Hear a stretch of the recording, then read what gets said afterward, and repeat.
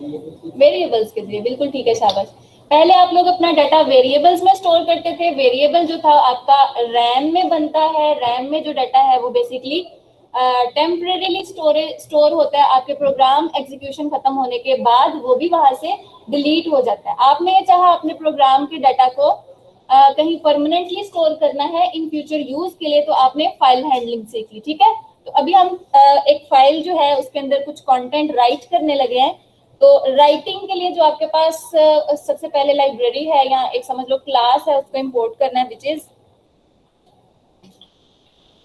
जावा package के अंदर एक इनपुट आउटपुट सब फोल्डर है, इसको इस तरह से समझ लो, लाइब्रेरी है बेसिकली। उसके अंदर एक क्लास बनाई हुई है उन्होंने, फाइल राइटर। तो फाइल के अंदर अगर कुछ राइट करना है तो आपको इस लाइब्रेरी की जरूरत है, इस क्लास की जरूरत है, ठीक है। फाइल राइटर को इंपोर्ट करवाना है। विजिबल है input output? Yes ma'am. Okay, फिर वही आपकी क्लास का नाम,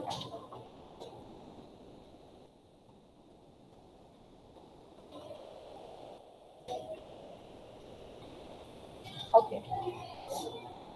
हमने अभी तक सिर्फ क्लास को इंपोर्ट कराया है। इंपोर्ट कराने का मकसद ये है कि आपके प्रोग्राम को, आपके कंपाइलर को पता चल जाए कि हमने इस प्रोग्राम के अंदर इस क्लास को यूज करना है। हम इस क्लास को डायरेक्टली यूज नहीं कर सकते। जैसे हम स्कैनर को डायरेक्टली यूज नहीं करते थे ना, स्कैनर को इंपोर्ट तो करते थे लेकिन उसके बाद उसका ऑब्जेक्ट भी बनाते थे उसको यूज करने के लिए, याद है वो बात? तो जिस तरह से स्कैनर का ऑब्जेक्ट बनता था उसी तरह से फाइल राइटर का भी ऑब्जेक्ट बना करेगा। तो फाइल राइटर का ऑब्जेक्ट, इसको मैं FW कह रही हूँ, F for file, W for writer. आप इसकी जगह कुछ भी लिख सकते हो, है ना? ओके, तो ये बेसिकली सेम है। हम इस तरफ भी क्लास का नाम लिखते हैं, लेफ्ट साइड पर भी, राइट साइड पर भी। यहाँ पे आपका आइडेंटिफायर और न्यू कीवर्ड है ना। तो जब भी ऑब्जेक्ट बनाते हैं उसका सिंटेक्स यही है बेसिकली। डाटा टाइप, ये जो क्लास का नाम होता है ना, ये बेसिकली डाटा टाइप ही होती है। ऑब्जेक्ट की डाटा टाइप उसकी क्लास का नाम ही होता है। जैसे स्ट्रिंग, आपको लगता है ना कि स्ट्रिंग जो कैपिटल S वाला है वो कोई डाटा टाइप है, लेकिन स्ट्रिंग एक क्लास है। उसका S कैपिटल था ना, इंट का I छोटा था, तो वो उसकी डाटा टाइप थी। तो आइडेंटिफायर के पीछे इस तरह से आप जो भी चीज लिखते हो एज ए डाटा टाइप ही यूज होगी उसकी, ठीक है। अब ये डाटा टाइप जो है वो आपके पास समवॉट क्लास ओरिएंटेड है। ओके, ऑब्जेक्ट बनाना आता है ना हमें ऑलरेडी, जैसे हम स्कैनर का बनाते थे। अब इसके कंस्ट्रक्टर की तरफ हमने एक चीज थ्रो करनी है, उसमें एक चीज सेंड करनी है। ये बेसिकली जो राइट साइड पे चीज लिखी है ना, ये कंस्ट्रक्टर है। उसको हम बताएंगे कि किस फाइल के लिए तुम्हें बनाया जा रहा है। हम उस फाइल का नाम बताएंगे आपको, उसमें गाइड किया है क्या रखना है, आउटपुट 13g.txt। अब इससे क्या होगा, आपकी लोकल डिस्क में अगर तो ये इस नाम की फाइल ऑलरेडी मौजूद होगी तो इस फाइल का एड्रेस या रेफरेंस FW को मिल जाएगा। यानी जब भी अब हमने आउटपुट वाली फाइल पे काम करना है, हम FW लिखेंगे और जो भी मैनिपुलेशन करनी होगी इसके रेफरेंस से कर लिया करेंगे। What the point? हमने एक फाइल को इस तरह से समझ लो कि एक वर्चुअल कॉपी बना लिया। आपकी लोकल डिस्क में वो मौजूद है, लेकिन आपने उसकी एक कॉपी बनाकर उठाकर FW में रख दी है। अब जो भी चेंजेस करने हैं FW में करने हैं, ठीक है। और जब आप इस फाइल को एंड पे क्लोज कर दोगे तो उसके चेंजेस जो है वो सेव हो जाएंगे। तो जब भी एक फाइल को ओपन करते हो या कॉपी करते हो, उसको क्लोज याद से करना है। तो क्लोज का बेसिकली बिल्ट इन मेथड है। फाइल राइटर के अंदर एक मेथड है, जैसे स्कैनर के लिए लिखते थे ना obj.next या in.next, तो नेक्स्ट उसका एक मेथड था। इसी तरह से FW का भी एक मेथड है क्लोज। क्लोज क्या करेगा, उस फाइल के चेंजेस को सेव करके वापस लोकल डिस्क में रख देगा। अभी हमने अपनी फाइल का सिर्फ रेफरेंस ओपन किया है या उसकी कॉपी जो है FW को असाइन की है और सेव चेंजेस के लिए इसको क्लोज कर दिया है। ये मैं कन्वेंशनली साथ ही करवा रही हूँ। ये बेसिकली कब होता है, जब आपके प्रोग्राम की एंडिंग हो जाएगी, जब इन बिटवीन आपने सारी एग्जीक्यूशन कर ली होगी, एट लास्ट आपने इसको क्लोज जरूर करना है। लेकिन आप इसको मिस्टेक से बचने के लिए साथ ही क्लोज कर लिया करना। वही बात है जैसे हम ओपनिंग ब्रैकेट करते हैं तो उसको क्लोजिंग मस्ट देनी है, तो वो साथ ही लिख लेना। ओके, ये लाइन डाइजेस्ट हो गई?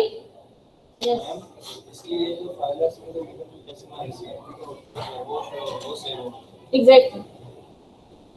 और वो डाटा हम पहले डालते थे, जैसे कोई वेरिएबल बनाते थे, इंट स्ट्रिंग नेम, उसके अंदर अपना नेम लिखते थे, तो वो उस वेरिएबल में जाता था, लेकिन वो टेम्परेली स्टोर होता था। अब जो मैं नेम है मैं किसी फाइल में परमानेंटली राइट करने जा रही हूँ। राइट करना है किस फाइल में करना है? आउटपुट वाली फाइल में, है ना? और इसका रेफरेंस किसके पास है? FW के पास। तो मैंने कहा जब भी उस फाइल के साथ कोई काम करना है, आपने क्या करना है? FW का रेफरेंस दे देना है, यानी FW में जाओ। यस, उस फाइल के साथ जो भी मैनिपुलेशन करनी है उसके जरिए करनी है जिसका वो ऑब्जेक्ट है या जिसके अंदर उसका रेफरेंस है। FW में इसी का रेफरेंस है ना? यस। तो मैंने लिखा FW.write, यानी इस वाली फाइल के अंदर ये राइट कर दो। क्या राइट करना है वो हम इसको डबल कोटेशन मार्क में बताते हैं। ओके, लाइक यहाँ पे कुछ भी आप जो भी चीज सेंड करोगे वो एज ए स्ट्रिंग ही इसके ऊपर बात करते हैं। हमारा नाम,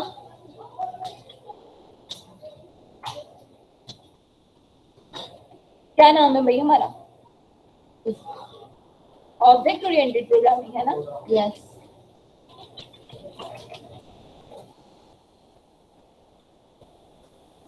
एक उसमें ये चीज कही थी, और क्या कहा था?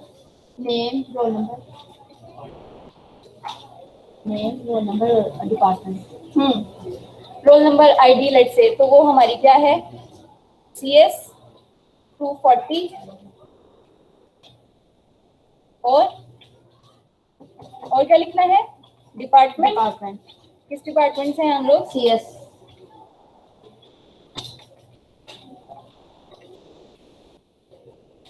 ये हमने उस फाइल के अंदर राइट कर लिया।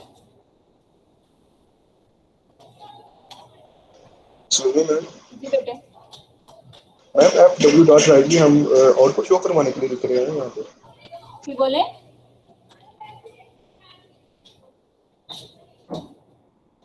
मैम मैं बोल रहा हूँ कि FW मतलब जो डॉट राइट हम जो लिख रहे हैं ये हम आउटपुट शो करवाने के लिए लिख रहे हैं। हाँ, ऐसा ही है। इसको ना समवॉट ऐसे ही समझना कि ये आउटपुट है, लेकिन ये आउटपुट आपको नजर कहाँ पे आएगा? फाइल के अंदर।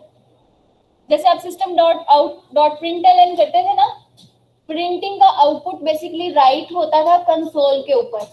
ये वाली बात समझ आती है ना? आपने जो डाटा यहाँ Yes, पे ma'am. इंसर्ट किया वो राइट होता था, वो ब्लैक स्क्रीन पर। अभी भी ये वाला डाटा राइट होगा उसके ऊपर, आपकी टेक्स्ट फाइल के ऊपर। तो इसको समवॉट आप आउटपुट ही समझो, तो वो आपको डिस्प्ले फाइल में होगा। ठीक है बेटे, शाबाश, आप इस तरह से भी इसको ले सकते हैं। और सिस्टम के अंदर ये मैम चीजें ऐसे ही हैं। जी बेटे। मैम जो अपनी फाइल जी मैम जो अपनी ये फाइल राइटर के अंदर आउटपुट 1/3 लिखा है इसके बारे में थोड़ा बता दें। .txt का बेटा लिख के बोलो, यहाँ थोड़ा सा लाउड बोलो, आपकी ना क्लियर नहीं आ रही आवाज यहाँ पे क्लास में। सईद का क्वेश्चन है। मैम आवाज आ रही है मेरी? एक सेकंड, शाजिब बोलो।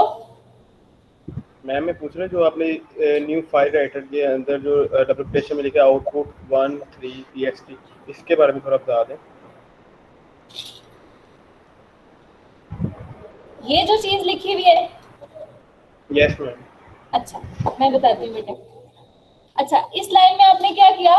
रेफरेंस मेक किया इस वाली फाइल का FW में। अब वो पूछ रहे हैं कि ये फाइल की थोड़ी सी बता दे। ये फाइल बेसिकली क्या है?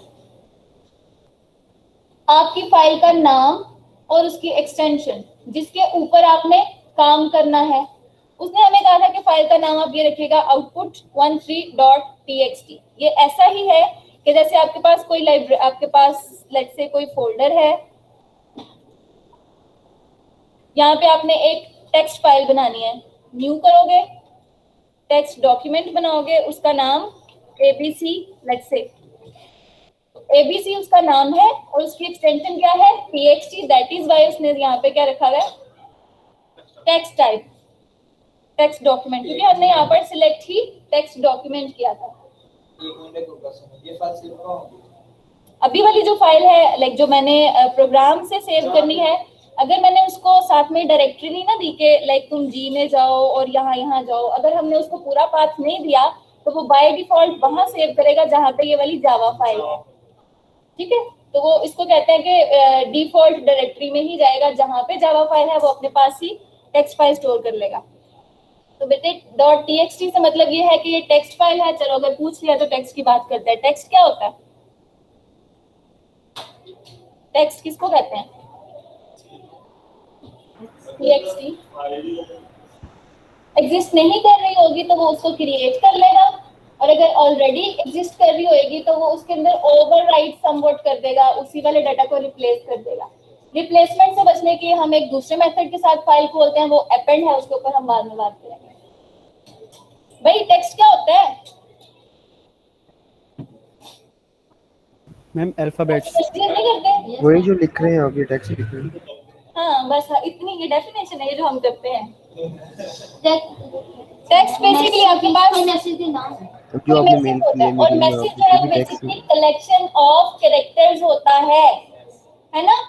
तो स्ट्रिंग ही होती है वो समवॉट, है ना? Yes, अब क्योंकि आपकी फाइल का जो है फॉर्मेट स्ट्रिंग है, या हम उसको प्रोग्रामिंग में स्ट्रिंग कहते हैं, लेकिन GUI उसको टेक्स्ट कहता है .txt, इसलिए हमने यहाँ पे इसकी एक्सटेंशन क्या रखी है? .txt। Any ambiguity till now? Amen.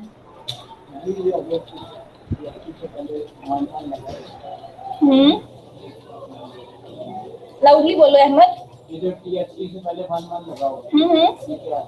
ओहो, ये तो बस फाइल का नाम है, हम इसकी जगह आउटपुट .txt भी लिख सकते थे। हाँ, उसने हमें गाइड करने के लिए कह दिया। इसका मतलब यह है कि आउटपुट किसका? पहले टास्क का, कहाँ से? तीसरे लैब में से। इतनी सी बात है बस। ठीक है बच्चों, तो फाइल का नाम कुछ भी हो सकता है, .txt इसकी एक्सटेंशन है। सीरियसली ओके, हर फाइल की यही होगी। एज पर इंस्ट्रक्शंस जाएंगे। अभी उसने हमें ये चीज बोली है, नेक्स्ट टाइम वो हमें शायद कोई और फाइल का नाम देगा, तो फाइल बस खुद को याद रखने के लिए। जैसे आप लोगों ने अपने फोल्डर्स नहीं बनाए BS का first semester, second semester, semester 1, semester 2, तो उसने भी कहा है कि टास्क 1 ऑफ लैब 3 एक्चुअली बस एक्सटेंशन याद रखनी .txt। एक्सटेंशन की भी बात समझ में आ गई ना, क्योंकि वो टेक्स्ट फाइल है, टेक्स्ट डॉक्यूमेंट है, इसलिए yes .txt। Ma'am, yes ma'am. चलो शाबाश, .mp3 भी कर देना। बेसिकली ना ये स्ट्रीमिंग है, फिर उसके ऊपर हमें जाना पड़ेगा। अच्छा, और इसके अलावा कोई क्वेश्चन? मैंने आपको ये पूछना था कि जैसे हम पहले वो प्रिंट डायलर में स्टाइलिंग करते हैं, डैश इसमें भी कर सकते हैं, लेकिन वो फिर फॉर्मेट के साथ लिखना पड़ेगा, उसके लिए शायद आपको अदर मेथड के साथ जाना पड़ेगा। अच्छा क्लास, यहाँ पे अभी txt फाइल नहीं बनी हुई ना? नो, जाओ करते हैं इसके ऊपर काम। देखो देखते हैं क्या होता है। एक चीज होगी, ये वो यही कह रहा है कॉट फाइल। हाँ, पहली चीज उसने कहा, हमने यहाँ पर एंटर प्रेस किया ना, उसके फौरन बाद से मैसेज पढ़ा, उसका रिप्लाई क्या कहता है? अनरिपोर्टेड एक्सेप्शन IO एक्सेप्शन है। इसको या तो आप ट्राई कैच के साथ कॉट कर लो या इसको थ्रो कर लो। तो हम ना इसको थ्रो करते हैं। अब एक्सेप्शन क्या है? एक्सेप्शन के लिए आप लोग बेटा बुक में से एक चैप्टर पढ़िएगा, इसके ऊपर डिटेल में डिस्कशन करना पड़ेगी, अलग टॉपिक है। अभी के लिए इसको ऐसे समझो, कोई ऐसी सिचुएशन जिसमें कंपाइलर कहता है कि आर यू श्योर कि आप ये करना चाहते हो, तो हम कह रहे हैं हाँ भाई, हम उस एक्सेप्शन के साथ भी काम करेंगे। ठीक है, तो आपने मेन मेथड के हेडर के बाद थ्रोज एक्सेप्शन ऐड कर देना है। उसको कहना है कि हम जो भी इस प्रोग्राम में कर रहे हैं ना, वो हम इंटेंशनली कर रहे हैं, हमें करने दो। एक्सेप्शनल केस होता है ना, कोई ऐसा केस जो कि रेयर है, जो समवॉट रेगुलर नहीं है, तो हम कहेंगे हाँ हमने ऐसे ही करना है, हमने अपनी राइटिंग जो है वो राइटर में ही करनी है, txt फाइल में ही करनी है, ना कि पुराने तरीके कंसोल से। बाकी एक्सेप्शन को इंशाल्लाह देखेंगे इन फ्यूचर हम लोग। Got the point? ओके, अब क्या कहते हैं?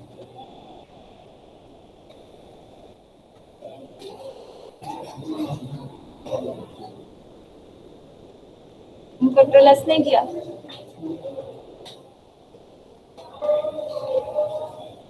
ओके, एरर की समझ आ गई ना? सिर्फ उसको एक्सेप्शन का प्रॉब्लम था, हमने कहा उसको तुम थ्रो कर दो, throws exception goes easy. Okay, ये हमने एग्जीक्यूशन कर ली और हमारे पास टेक्स्ट फाइल भी आ गई। ऑब्जर्व किया इसको? पहले तो नहीं थी ना यहाँ पे। फाइल किसने बनाई है? उसी फाइल राइटर ने। मैंने कहा था अगर फाइल एग्जिस्ट कर रही होगी तो वो उसी के ऊपर वर्किंग करेगा, अगर नहीं कर रही होगी उसको क्रिएट कर देगा। Got the point? हमें नजर नहीं आता। आपसे बोले अपने सिस्टम्स पे लॉगिन कर लो।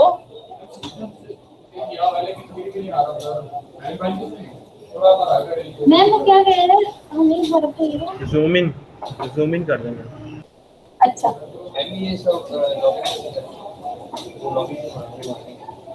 मैम वो हम इसको ऑब्जर्व करें, अभी तक आपके पास txt फाइल नहीं है ना?